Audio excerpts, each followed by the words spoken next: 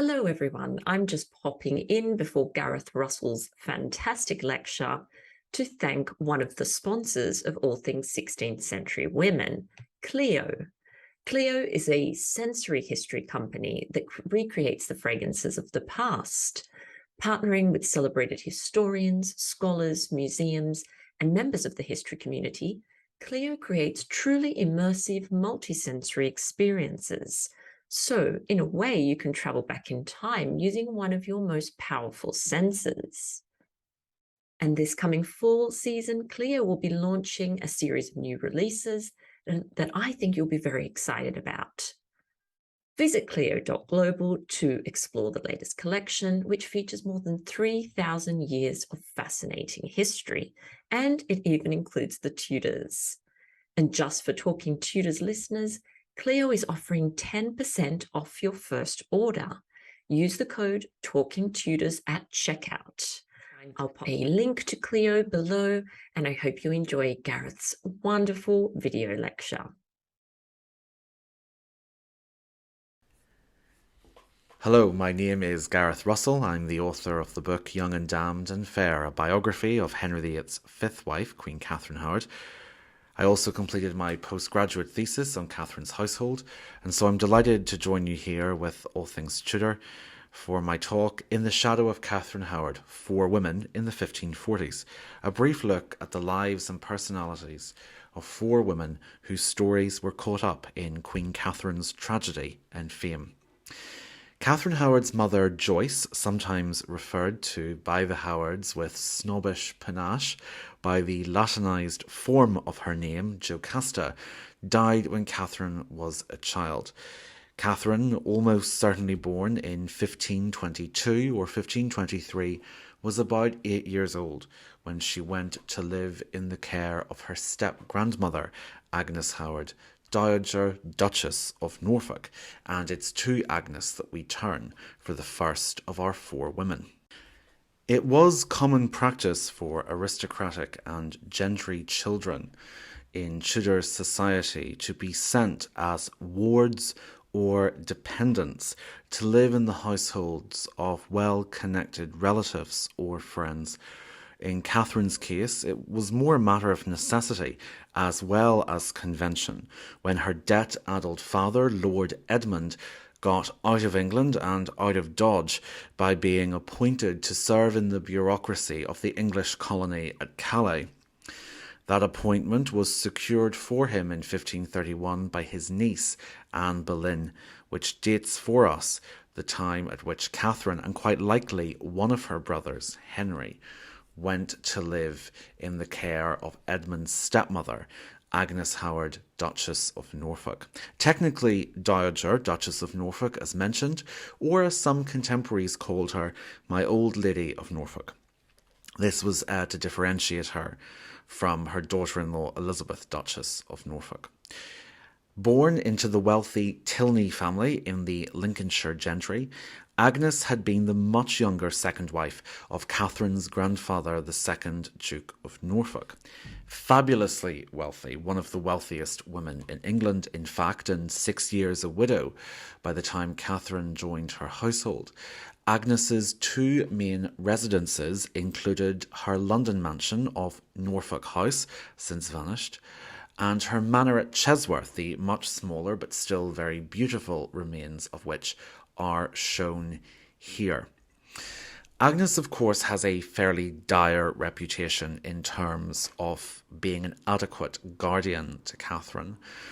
In part, this is to do with a very successful book called The Lives of the Queens of England that was really one of the first major popular history sort of blockbuster bestsellers written in the 19th century by two sister historians, only one of which, Agnes Strickland, was comfortable with the publicity, so it's actually her name on the book, though she didn't write all of it. And Agnes Strickland did not do Agnes Howard any favours. Essentially, the Victorians believed that good girls, by which they meant girls born into good, i.e. upper-class families, should be guarded from any form of contact with something that might lead them into sin, premarital relationships, or too much contact with the servant class.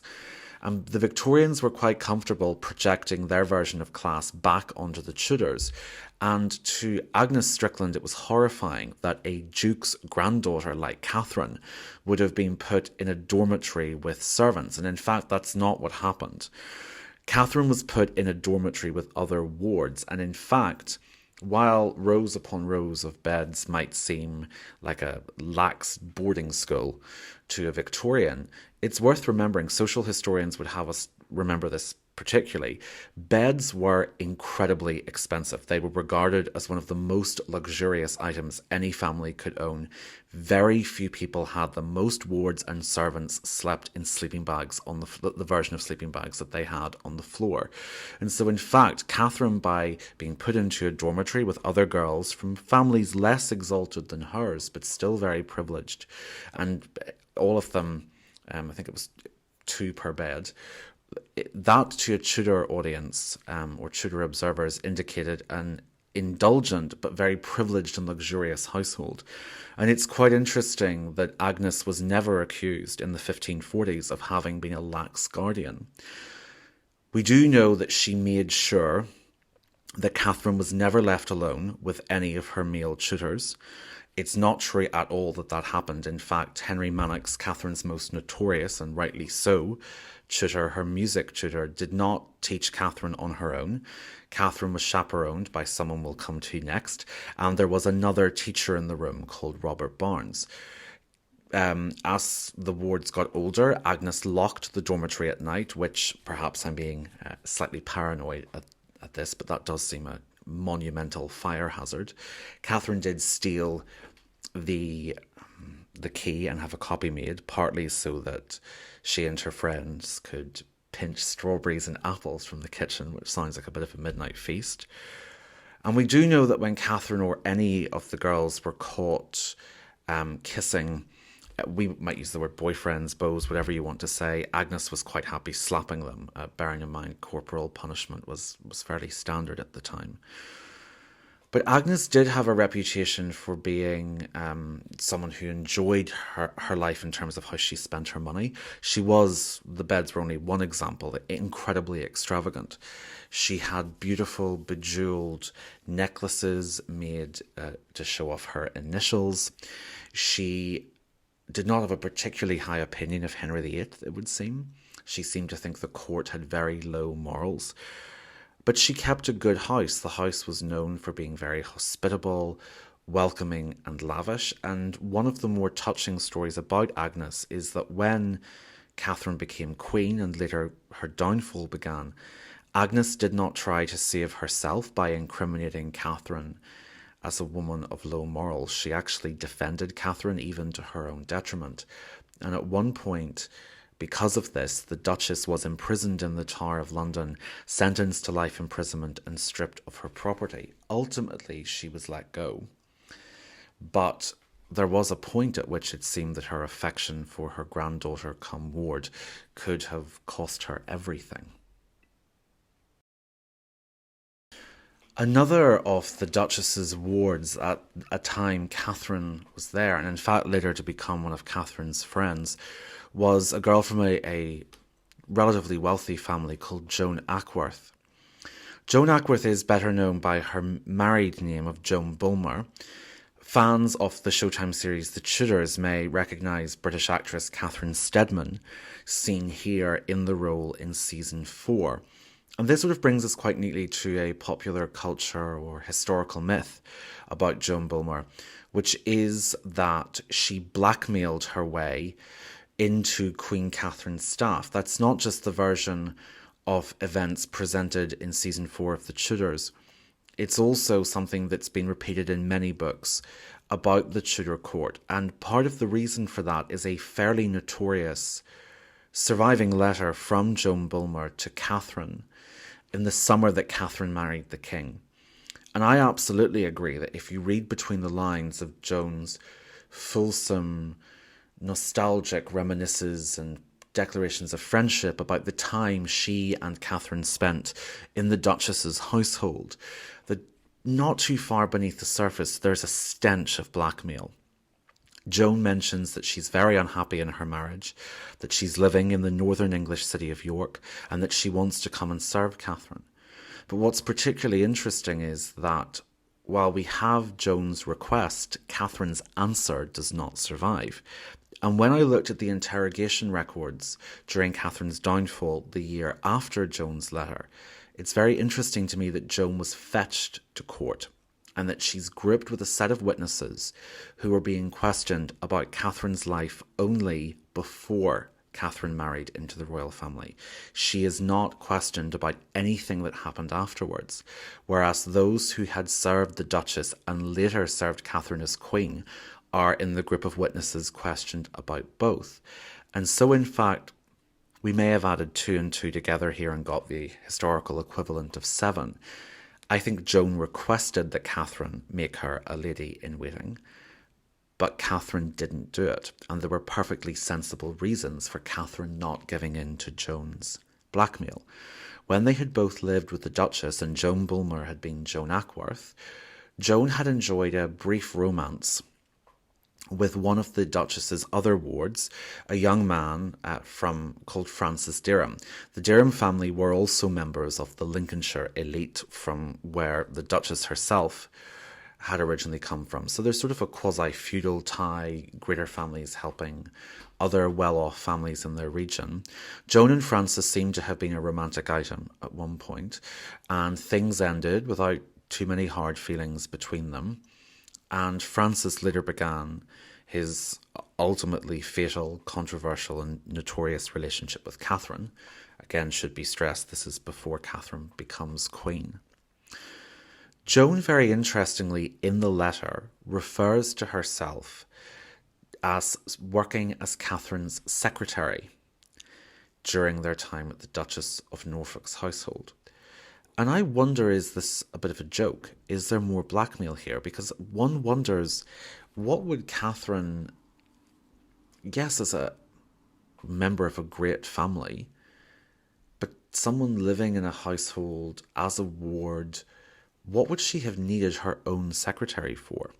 And I wonder, is Joan really subtly and dangerously reminding Catherine that she helped pass along love letters between her and Francis Derham, something that when Catherine was queen, of course, she would not have wanted to be discovered. Joan Bulmer is a particularly interesting example because her fate too would end up with her in prison. The family she married into were a prominent family in York. Joan and Catherine both left the Duchess's household at the same time. Catherine to go to court initially to serve as a maid of honour to Queen Anne of Cleves. Joan went back north to marry into the Bulmer family. There are 3 possible candidates for which Bulmer Joan married. The cause papers database, containing the cause papers in the diocesan courts of the Archbishopric of York, containing all the relevant legal documents for the Archbishopric of York from 1300 to 1858, contains the record of a trial concerning the payment of a tithe, and the hearing took place on the 7th of October 1540, by which point we know Joan had married into the Bulmer family. The plaintiff's name is given as John Bulmer, a local landowner. But this Bulmer, John, may in fact have been Joan's father-in-law. The chronicler Raphael Holinshed gives Joan's husband as a man called Anthony Bulmer, while the Acts of the Privy Council state that Joan was married to a man sometimes referred to as young Bulmer, and at one point specified as William Bulmer. I would suggest the most likely is William, given the precision of the Privy Council's inquiries, which, when Queen Catherine was being investigated for her about her private life, Joan was fetched to court and questioned about what she knew about Catherine and Francis Derham. Joan ended up being imprisoned, also sentenced to life imprisonment and seizure of all her worldly goods, because she had attempted to profit from what the government was calling the Queen's sin. She had attempted to use the Queen's premarital romance with Francis and corresponding loss of virginity as a way to improve her own social position. She hadn't gone to the government, she hadn't seemed to care about the king, and that for Henry VIII was a debilitatingly major concern. And because Joan had attempted to profit from Catherine's private life, the king felt she merited life imprisonment.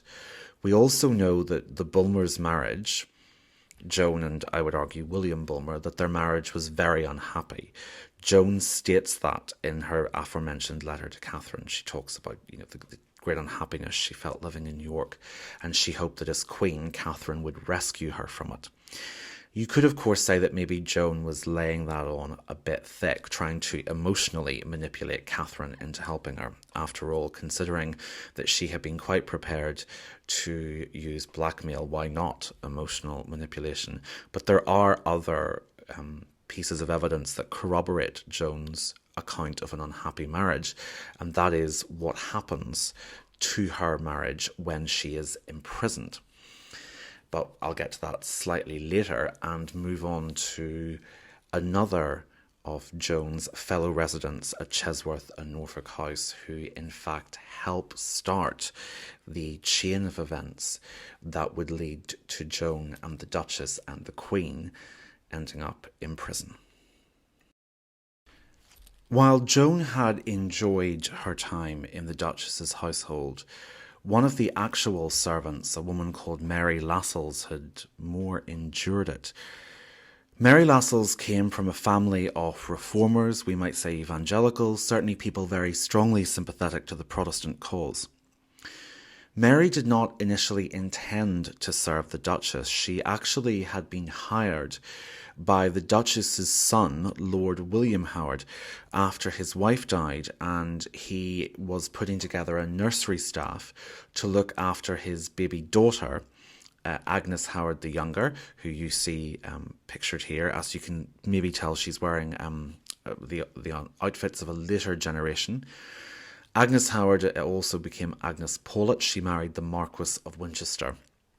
And it was in little Agnes's employ, technically Lord William's, that Mary Lassels came to join the Duchess's household, partly because Lord William was a diplomat, and after returning from a diplomatic mission to France, he decided that it would save money, it would provide companionship for his daughter and for himself if he temporarily merged his household establishment with his very wealthy mother's. And that was how Mary Lassels came to the Duchess's care. From what we can tell, because of their differences in rank, Mary did not have much interaction with either Joan Ackworth or with Catherine Howard. We do know that Mary Lassels came to dislike Catherine quite intensely, and part of this was for religious or moral reasons. Mary arrived at a time when Catherine was beginning a relationship with her music tutor, Henry Mannix. There's obviously, many of you will have heard, there are different theories about the dynamic of this. Some people believe it was grooming. Some people believe that there was a substantial age difference and that in fact it amounts to out and out child abuse. The respective ages of Henry Mannix and Catherine Howard mercifully don't sustain an argument of child abuse from Henry to Catherine. But certainly it was wildly inappropriate, to put it mildly, partly because Henry Mannix, although younger than he's usually presented, was probably at this stage engaged to somebody else, we believe possibly a housewife from the parish of Lambeth. Mary arrived as the relationship was starting, and she heard gossip about it in the servant network. As we've mentioned, she came from quite a religious Protestant family, and she seems to have blamed Catherine. Mary also became a hideously pivotal witness in Catherine's life. And the irony is that maybe Catherine probably didn't even notice her, given how large the household was and how great the difference in rank was. But Mary reached out to Henry Mannix, who was much closer to being her social equal. and she warned him that given the differences in rank, if the Howards heard that he had made clearly inappropriate advances to Catherine, that they might kill him, that there might be an unfortunate accident for Henry Manox. Henry Manox responded that he didn't care. He did, interestingly, and this later became quite important because it explains why Henry Manox wasn't executed when Francis Derham was, but he confirmed that they hadn't consummated their relationship. A lot of people ask why did nothing happen to Manox. Technically, under canon law at the time, full consummation constituted a binding contract.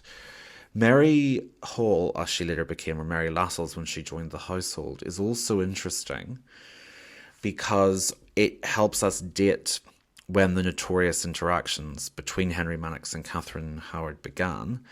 So dating Mary's arrival to the Duchess's household requires combining her own quite imprecise memories that she gave 3 years later with the itinerary of her employer, Lord William.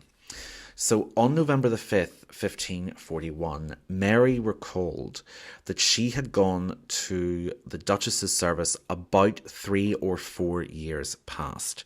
That provisionally means either in 1537 or 1538. It's in that same statement that she mentions that her first job was in the nursery of Lord William's daughter. And we know that little Agnes has to have been born in about 1535, the year of her mother's death, and that Mary did not serve Agnes from birth. Mary also states that much of her early employment was spent as Lord William's household was closing down, and that it was only later that she began to spend more time at the Duchess's, which is when her interaction with Henry Manox happened. We then have to turn to when did William join his mother's household. And the crucial date here is the death of Queen Jane Seymour in October 1537, after which Lord William, who was a diplomat, was sent to France to report back on rumoured marriage negotiations because Henry VIII had expressed an interest in marrying the French aristocrat Marie de Guise, and there were rumours that she intended to accept a proposal from the Scottish King James V. That proposed marriage worried the English government, and Lord William was ordered to stay in France until a final announcement about Marie de Guise's hand in marriage was made. That announcement was made in January 1538, which, when set alongside Mary's statements, supports the idea that she became familiar with the Duchess's household in early to mid 1538. So that sort of dismantles the earlier theory that Manox and Catherine's dynamic began in 1536. It seems to have been early to mid 1538. But more unambiguously, we can be certain that it was in the summer of 1541 that Mary, by then married, kick-started the process that would destroy and end Catherine's life. Mary, by then Mary Hall, was the sister of a very famous, and we might say even by 16th century standards, fundamentalist evangelical preacher called John Lassels. John asked her why she hadn't tried to take advantage of Catherine's queenship in the way many former servants of the Duchess had by asking to join her household, to which Mary replied that she wouldn't serve someone of Catherine's morals. John asked her what she meant, and Mary told him, her brother John, about the conversation she had had in the Duchess's household when she discovered that a relationship between Catherine and Henry Manox had begun in early to mid 1538. She also told him that she had then heard all the gossip about Catherine's subsequent alleged betrothal to Francis Derham in late 1538 to early 1539. John Lassels went to one of his sort of movement's heroes, Archbishop Thomas Cranmer of Canterbury, and told him what Mary had said. The Archbishop was required by law to report this to the King, which he did so when the King and Queen returned from their tour of the North in November 1541, Henry ordered a discreet inquiry to begin, and he was very clear that the witnesses were not to be allowed to know who was testifying. They were not to be allowed to interfere with each other. This could have helped Catherine, it could have damned Catherine. The first call was to go back to Mary Hall and see had she been telling the truth with what she said to her brother. And the government by this stage are trying to bury the scandal in case, as it turns out, that Queen Catherine is not in any danger at all, the royal marriage is fine. And so a hunting party of counsellors, including the Earl of Southampton, ride out to near where the Halls live, and they stop and ask for some sustenance, some light refreshments. And while that's happening, the Earl gets a chance to talk to Mary on her own and asks her, will she confirm that what she told her brother about the Queen and Francis Derham is true? Mary says, more or less, on a stack of Bibles, it's true. This then begins the series of investigations at Hampton Court, where the Queen was residing at the time, into Catherine's, initially, crucial to remember this, into her pre-marital private life. And that brings us to the fourth woman in this story, one who had known Catherine well at the Duchess's household and had come to serve her as Queen. Catherine Tilney, as her name suggests, was distantly related to the Duchess's natal household, and she had been one of the wards who was there at the same time as the future Queen Catherine. They'd actually at one point shared a bed in the dormitory, and Catherine Tilney, had been in that bed on one occasion when Catherine Howard and Francis Derham began having sex next to her. And so when Catherine was appointed a chamberer, one of the chamber staff of Queen Catherine, she, apart from Catherine and Francis, Queen Catherine and Francis, was probably the person who stood in the most direct, immediate danger of the investigations into the Queen's private life swallowing her alive. Tilney was interrogated about the Queen's relationship with Francis Derham, and it has to be said that she did tell her interrogator, shown here, Sir Thomas Risley, she told him everything. It did not take long to crack Tilney. I would argue in her defence that she was certainly terrified. Risley was an intimidating man. I also uncovered some evidence that suggests there was a plea bargain. Risley refers to her as someone who has cooperated fully with the investigation. To Tilney's defence, when she is pressured by the Howard family's enemies in trying to indict Queen Catherine's grandmother and aunt and say that they were party to this plot to put Catherine on the throne, even though she wasn't, using contemporary parlance here, morally worthy of it, Tilney will not do it.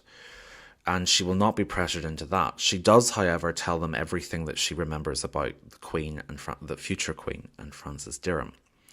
For the first 10 days of the investigation, Tilney is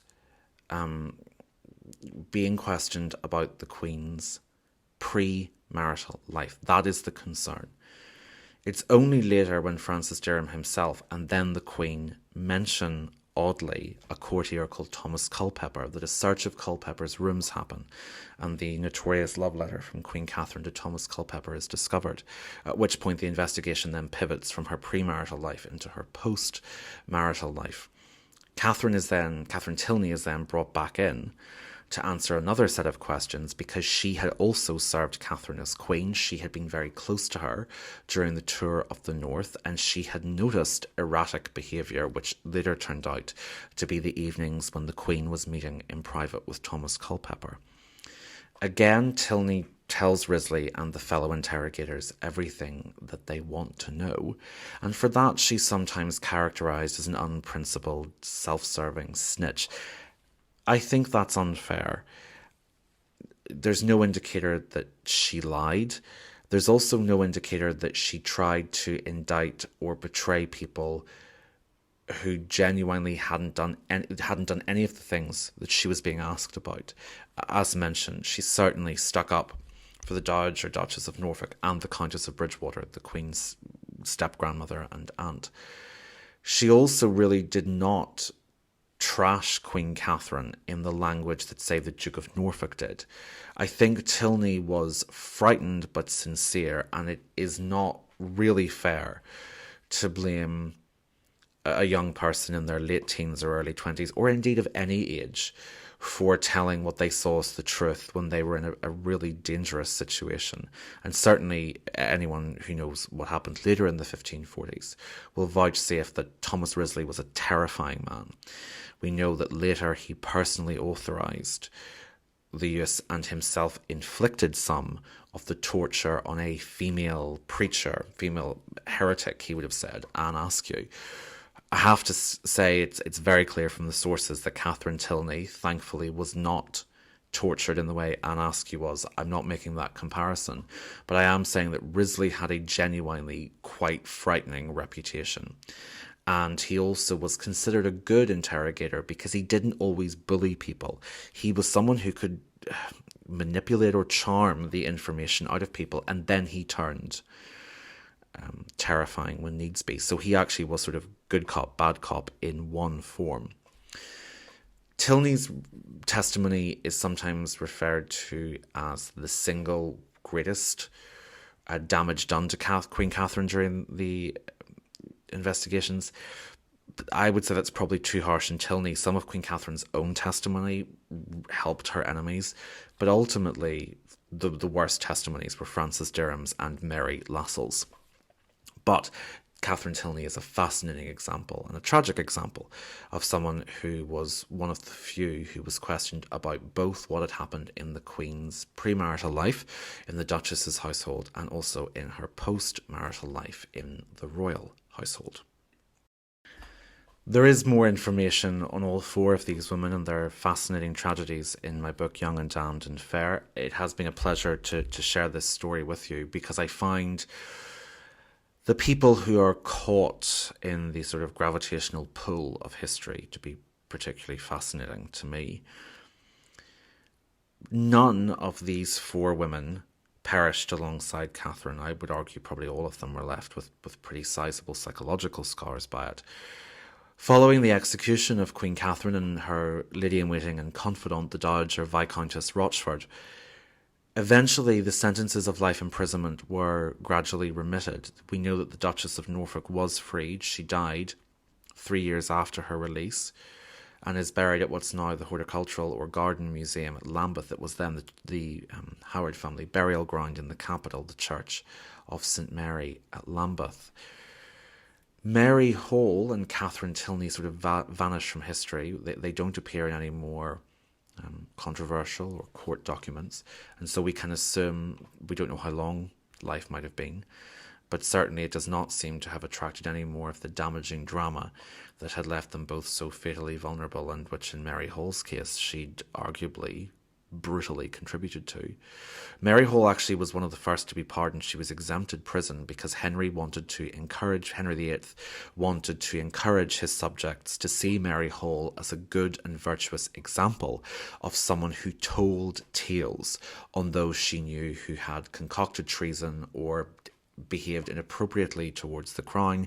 He wanted people to know that if you provided testimony against people you had known, as Mary Lassels Hall had done, that you would not suffer for it. So in many ways she was sort of held up as the patron saint of snitches, which is, a less than thrilling epitaph to have. Of those who lived the longest, it was Joan Bulmer. She actually ended up marrying another former ward from her time in the Duchess's household, a man called Edward Waldegrave. He had been quite good friends with Francis Derham, and he had gone on to serve the future King Edward VI. Joan Bulmer's marriage, as we mentioned, had never been a happy one, and during her imprisonment, her first husband refused to help her, and when she was freed, he refused to be reconciled with her. When she was free from him, he seems to have passed away quite young, she then married Edward Waldegrave. She and her second husband had 5 children together, and they retired to a manor house in Warwickshire. They lived a long, happy life together. Edward Waldegrave died in 1584. Joan Ackworth Bulmer Waldegrave outlived him to die on the 49th anniversary of Francis Derham's execution in 1590, so well into the reign of Catherine's youngest stepdaughter, Queen Elizabeth I. Edward and Joan are still buried in St Mary's Church in Lawford, which has their tomb that bears the inscription, "The end of the just is peace." Thank you very much for your time. I hope this has been informative. It's been quite interesting for me revisiting Agnes, Joan, Mary and Catherine Tilney. And I very much appreciate being invited to address you today. Thank you very much and take care.